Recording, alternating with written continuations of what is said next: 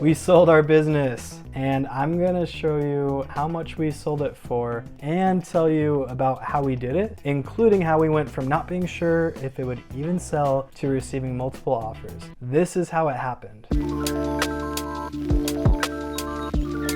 The year was 2020, and as we were coming out of that crazy year, my wife and I started a luxury picnic company. It was a good opportunity for the time. People were looking for outdoor activities. My wife was really into events and activities, and it also required minimal startup costs. So we thought, why not go for it? Fast forward a year, and we were having success with the company, but we were starting to feel a bit burned out because it conflicted with our other schedules of work and our kids, and also just the fact that picnics are always booked in the evenings and the weekends when we typically have other stuff going on. So we decided it was time to move on.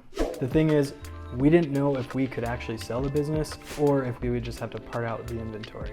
The reason we were unsure is simply because the business was so small. Although it was growing and we cash flowed all of the inventory, we were only able to show about $8,000 of profit on the books for a 1-year period. But we decided to give it a shot because we wanted to see the business continue on, and we were pretty sure that if we could manage to sell the business, we would walk away with quite a bit more money than we would if we just parted out the inventory. And I am so glad that we decided to give that a try. I know they say sex sells, but I had my doubts that people would want to see me posing, so we decided to make the business as sexy as possible before selling it. My wife, being the amazing graphic designer that she is, went to work on creating a document that showcased the best attributes and stats that we could put together for the business. This is crucial. Selling a business doesn't require coming up with a PDF guide like we did, but in order to get the best results, you need to list out the best things about the business and find a great way to convey that to people. Consider it like coming up with a dating profile for your business, and you need to give potential suitors, in this case potential buyers, plenty of reasons to say yes to buying the business, to overpower any reasons they have to say no.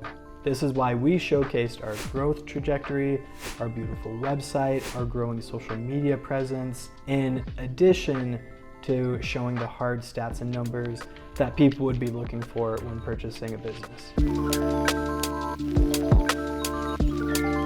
So then it came time to value our business, and fortunately I was reading in Business Valuing Weekly that a business is truly worth whatever you feel it is worth. And so I decided to ask for $2.3 million. As much as we would like our personal feelings to play into the value of the business, there is an established formula of sorts to value a small business. And that general rule of thumb is that a small business is worth about 2.5 times the annual profit. Now, this truly is just a rule of thumb because the business valuation multiplier can vary from industry to industry and even business to business. And at the end of the day, it's all about what somebody is willing to pay for your business, because there's no set rule that a business has to be valued by a set formula. But guided by this rule and intuition, I decided that I wanted to get at least $20,000 out of the sale of this business, given the fact that we could show $8,000 worth of profit on the books for a 1-year period. But you know how when you buy something like a car, there is a fairly well-established value for that. Like for instance, you can use a tool such as Kelley Blue Book to put in the details of that car, and it can spit out a fairly close value range for that vehicle or any others. That doesn't exist for businesses like it does for cars and houses, which is why it was important for me to ask for more than I actually wanted. I knew that people would be prone to haggling so they could feel like they got a good deal on the purchase, and that's why I set the asking price as $35,000, well above what I was actually hoping to get. Every step that I mentioned so far is important, but this seemingly obvious step will literally make or break the sale of your business. So here's what you're gonna wanna do. You're gonna wanna go and buy a hot air balloon, one of those ones with like the banner on the side for advertising. and then promptly sell that hot air balloon, because that's a terrible method for advertising a business sale. This is what you're gonna wanna do instead. Post about your business anywhere that is applicable. Don't be shy about it. You want to get as many eyes on the news about the sale of your business as possible. I posted to Facebook and asked all of my family and friends to share it in their networks and circles. If they could help spread the message, then great. Even though I hadn't used it in years, I also made a post on Craigslist, and I even posted on a selling marketplace app. You need leads, and you never know which lead is going to turn into a serious offer.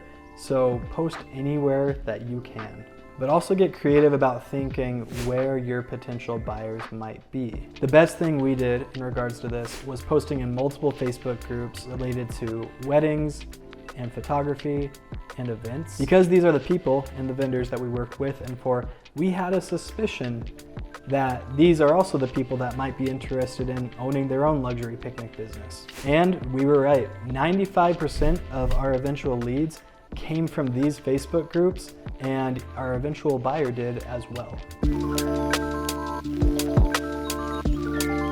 All of those posts that we did, when people showed interest in our business, we would email them our marketing document along with a brief write-up and tell them what our asking price was. This resulted in a few interested parties that we did phone calls and video calls with to thoroughly go over details and answer any questions that they might have. Eventually, we ended up with one offer and one interested party. I used the offer that we got in hand and its time sensitivity in order to leverage an offer out of that second party. Even though I knew that the second offer probably wasn't going to be as good as the first one that we got. And the reason I did that is because I learned from my real estate agent days that you should always try to have multiple offers in hand. When you have multiple offers, you shift an enormous amount of negotiating power away from the other party and to you. All of a sudden, the buyer goes from having a take it or leave it mentality because they feel like they've got that power and they're the only one interested, to feeling the heat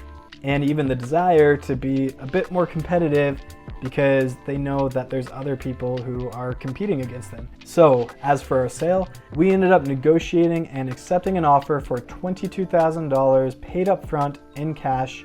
And the whole process from when we started preparing for the sale to finalizing the sale and getting the money took about a month and a half. We were absolutely thrilled with the results, and I'm thrilled to tell you that you can do this too. You can replicate this process. So do you have a business you're looking to sell? Are you gonna start a business someday that you think you might sell? Let me know and ask any questions that you might have.